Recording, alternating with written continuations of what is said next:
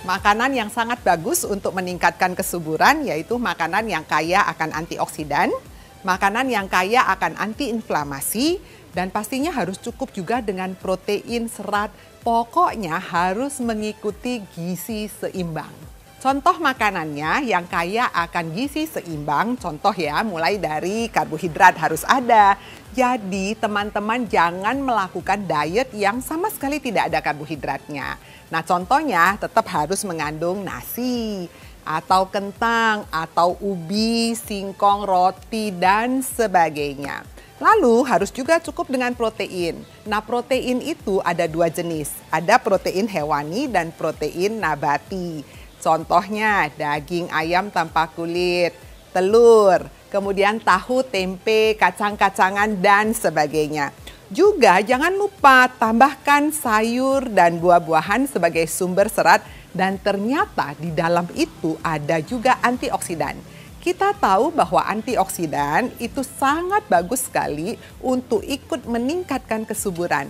Dan pastinya jangan lupa dengan antiinflamasi. Antiinflamasi banyak di mana? Selain di antioksidan tadi, banyak pada lemak-lemak yang baik. Contohnya omega 3 itu merupakan salah satu antiinflamasi yang bisa digunakan.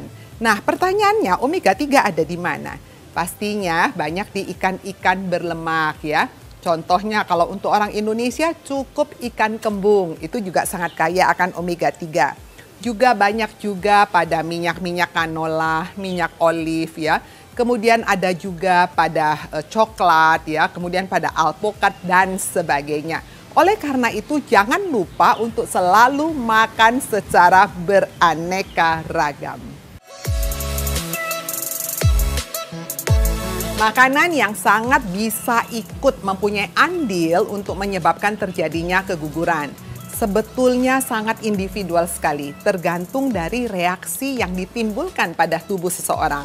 Meskipun pada beberapa penelitian dikatakan yang pasti adalah risiko infeksi. Jadi, makanan-makanan yang tidak matang. Contohnya makanan-makanan yang tidak matang atau makanan yang mentah. Sering sekali kita lihat adanya seafood yang mentah atau daging-daging yang setengah matang atau telur yang setengah matang. Nah, itu sebaiknya dihindari karena ikut meningkatkan risiko terjadinya infeksi dari toxoplasmosis, listeria, dan kawan-kawannya yang akan ikut juga meningkatkan risiko terjadinya keguguran.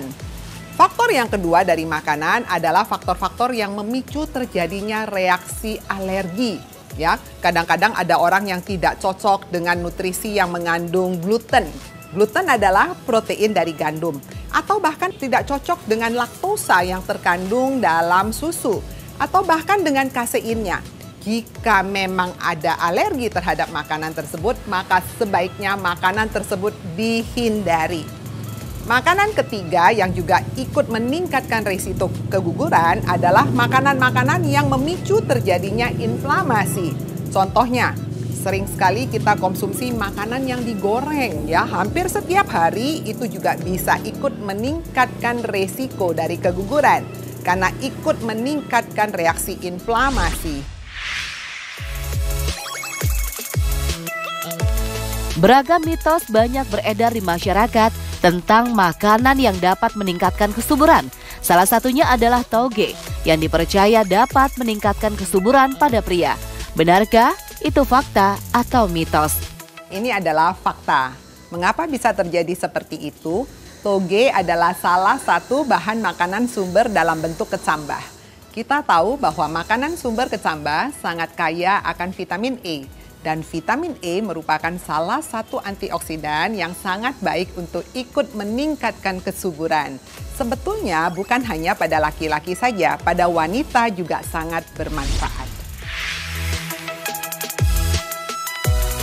Tidak hanya sebagai rutinitas di pagi hari, saat ini mengonsumsi kopi sudah menjadi bagian dari gaya hidup bagi sebagian orang. Namun mitosnya, mengonsumsi kopi justru dapat menurunkan resiko kesuburan pada wanita. Benarkah itu fakta atau mitos? Ini adalah mitos. Pertanyaannya kok bisa ya? Tidak semua wanita itu bisa menjadi kurang subur dengan mengkonsumsi kopi. Namun bisa saja terjadi terutama pada mereka yang sensitif terhadap kafein. Oleh karena itu, jika ternyata Anda sensitif terhadap kafein, alangkah baiknya Anda batasin sumber-sumber kafein. Salah satunya adalah dari kopi. Selain kopi juga ada pada teh, coklat maupun soda. Lalu pertanyaannya, berapa banyak kopi yang boleh dikonsumsi? Jumlah yang dianjurkan kurang dari 1 cangkir atau sama dengan 1 cangkir per hari. Fakta mitos selanjutnya, mengonsumsi daun singkong dapat membantu meningkatkan kesuburan pada wanita. Benarkah itu fakta atau mitos? Fakta. Mengapa bisa seperti itu?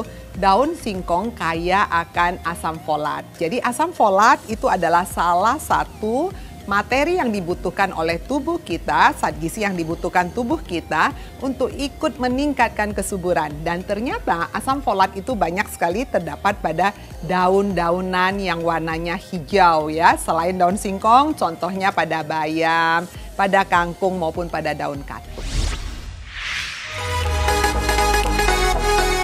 Bagi Anda pasangan yang sedang menjalankan program untuk memiliki keturunan, yuk simak tips dari Dr. Ida berikut ini. Ada beberapa tips yang bisa kita sampaikan buat pasangan muda yang ingin segera mempunyai momongan. 1, yang pastinya lakukan gaya hidup sehat. Di dalam pilar gaya hidup sehat, pastinya harus lakukan diet yang baik, yaitu mengikuti gizi yang lengkap dan seimbang. Lalu jangan lupa, jangan mager. Lakukan aktivitas fisik secara teratur dan terukur.